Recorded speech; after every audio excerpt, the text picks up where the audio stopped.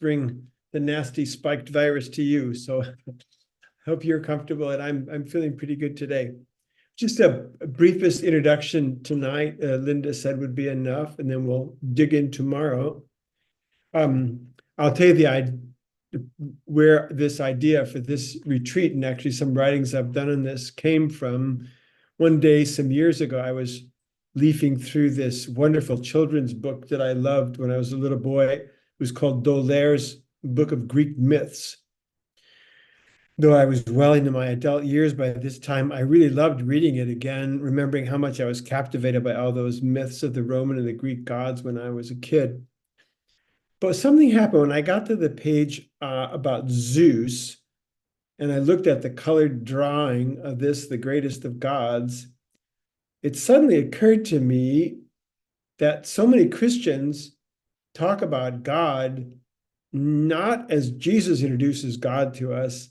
So many Christians talk about God as if God were Zeus. And even this image of Zeus that was in this book could have been one of those pictures that I've seen, in church ceilings or in illustrated Bible books in the doctor's office when I was a kid, sitting on top of the mountain, a little irritated, jealous, maybe a little capricious, shooting down thunderbolts and causing earthquakes just to let everybody know how awesome he is. In some ways, we just haven't advanced and evolved much beyond that image of God. What I've learned along the way, doing formation and studying some things about psychology and in my own growth, that our ideas about God and our ideas about religion, maybe this will seem obvious, they tend to match the stage of our own maturity and the level of our own consciousness. And there's a framework of this I got from developmental psychology. It says that when we start out life, we have kind of a magical view of the universe. And so we have a magical view of God and religion too. I like to say, so God is like Wizard of Oz, and I'm like Harry Potter. That's how we think the world works. And if I just move my arm in this way, something marvelous is going to happen. If I just cry, mommy's going to bring milk to me. And then we tend to move on. It's developmental psychology again, from magical to mythical. We have mythical ways of thinking, literally believing every story we hear, followed by what psychology calls rational, pluralistic, and then integral views of reality. And that stage between the magical, the mythical, and the rational is a really dangerous one. Because that would be, I don't know how old you were when you figured out there really wasn't a Santa Claus. Well, that can be a real downfall. That could be a really depressing thing if something like that happens to us in terms of our relationship with our God too, the God of Christianity, the God as we understand God in Christianity. We get to the rational stage and think, maybe all those things I heard weren't literally true. It could be a real crisis for us. Now that can apply both to individuals and entire cultures. So you could have a real primitive culture with people with really advanced psychology and also advanced ideas about God. This is where our great saints and mystics and world leaders come from. Perhaps the Buddha was this way in ancient India. Maybe even you could say Jesus was this way among his own people. His own people maybe had a little primitive mindset about God. Jesus had a very evolved one. The other thing could happen too. You could have a very advanced society like America with people who still have very primitive views of God. So these things don't always catch up with each other. What every child has to go through, every culture has to go through. And our church is going through, and our country is going through, and our communities are going through. We're all at different stages of development. So many of our government leaders and our economic leaders, I think this is what makes this really important in this day and age. Even some of those who profess a belief in a monotheistic God, even those who profess themselves to be Christians, obviously worship other gods. Obviously, they're worshiping the power of the economy. They're worshiping the power of military strength. They're worshiping the power of fame. And sometimes even using or misusing the name of God or crediting God with whatever is gained. This is very dangerous, and there's a lot of it going on in our world right now. I've been rereading for, I don't know, third or fourth time, this famous book from the 1940s called Perennial Philosophy by the English philosopher Aldous Huxley. And it was very interesting. He's writing this like in 1941, 1942, and he's talking about three different forms of idolatry. One of them, he says, is technological idolatry. Now, imagine if that were true in 1941, what would that be like in 2024? The worship of technology, even the worship of endless progress. A second one, political idolatry. Oh my goodness, 1941, this is before the end of World War II. But if you just look on the divide on the left and the right, even in our own country, and think that, don't you think there's some political idolatry going on even now? And a third one, which I thought was really interesting and very subtle, a moral idolatry, which he says when people start to worship ethics as if the ethics were an end instead of the love of God and neighbor being the end. Somehow even ethics are not the end. The love of God is the love of neighbor is the end. The ethics are only a means toward that. So you see, this is a perennial tendency. What kind of idolatries are around us today in our own culture? We might even ask ourselves, what idolatries are we following ourselves? Could be a danger. I was even thinking, in the 4th century when Constantine decided to decriminalize Christianity, it was because he thought this, I'm going to use the word God, small g, the small g God of Christianity had helped him win the battle rather than the Roman gods, the little small g again. The Christian God had beat the Roman gods, could beat the Roman gods. But that's a very, very primitive mentality. But I tell you what, our mentality hadn't changed much by the 16th century. I heard this preached on at least twice when the church credited Our Lady of the Rosary with helping the so-called Holy League win a battle against the Ottoman Turks in Lepanto in southwestern Greece. Is that what Our Lady does? Is that how she's presented to us in the Gospels?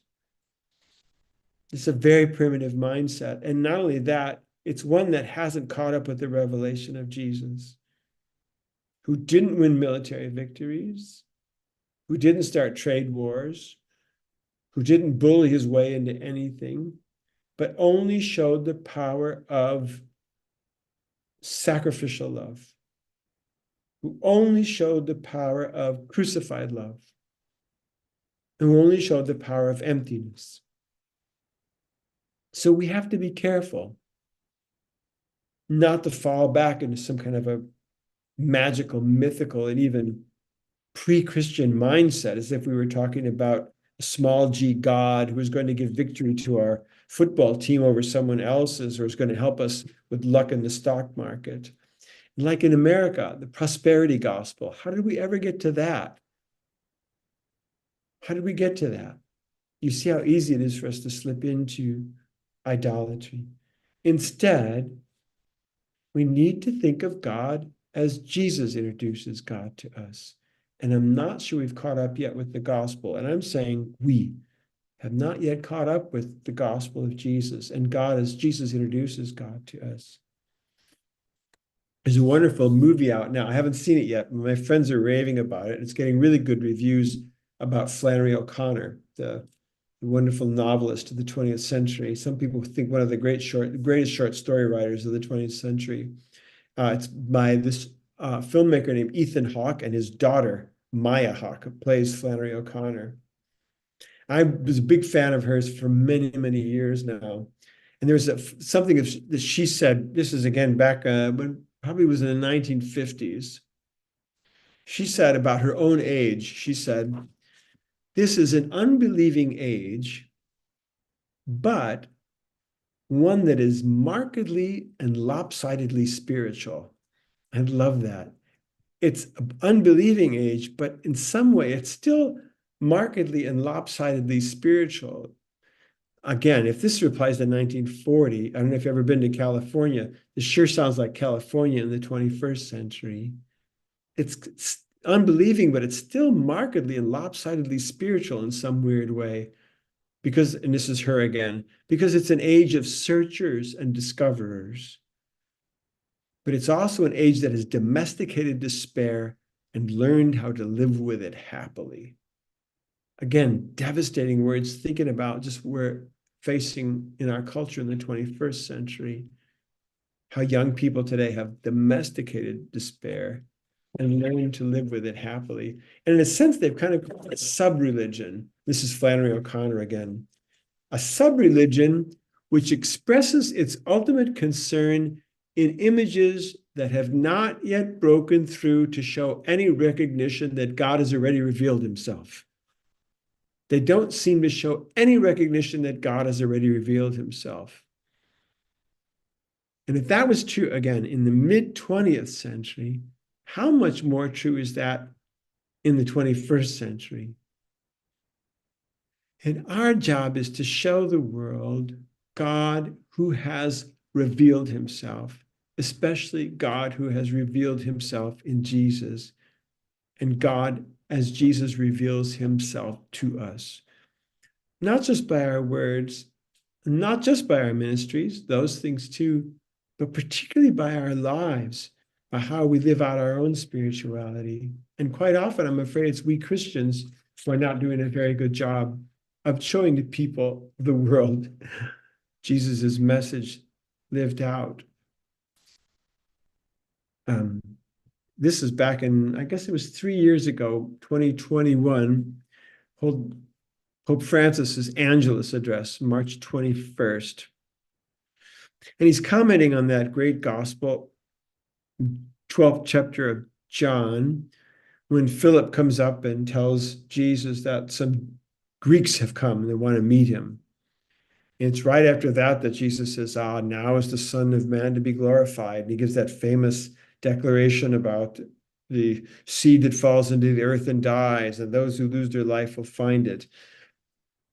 When the Holy Father was commenting on this, he says why this applies to today, this lopsidedly spiritual generation, this domesticated despair. Because today, many people want to see Jesus, just like those Greeks did that Philip brought to him. Many people want to see Jesus. We have to understand the responsibility that we Christians have to respond with a witness of a life given in service. That's his first criteria. Show people Jesus by responding with a witness of a life given in service and a life that takes on the style of God. Excuse me. What's the style of God, according to Francis? Closeness, compassion, and tenderness. Now, that doesn't sound like Zeus. Excuse me, let me just take a sip.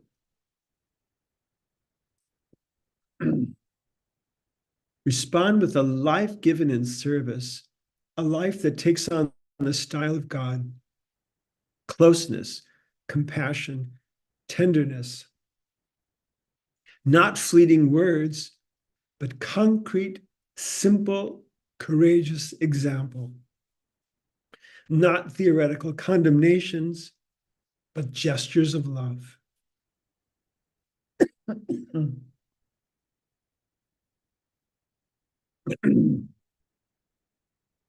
me read that one more time before my throat gives out completely. Today, many people want to see Jesus. We have to understand the responsibility that we Christians have to respond with witness of a life given in service, a life that takes on the style of God, closeness, compassion, tenderness, not fleeting words, but concrete, simple, courageous example, not theoretical condemnations, but gestures of love. Some young people these days in the church don't like to hear this phrase, the spirit of Vatican II. I'm a total Vatican II baby. as far as I'm concerned, that's the spirit of Vatican II right there. Sister Linda said we could be short tonight. That's 20 minutes. How's that?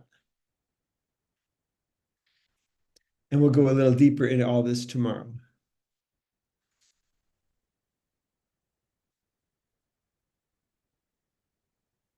Are you there, Sister Linda?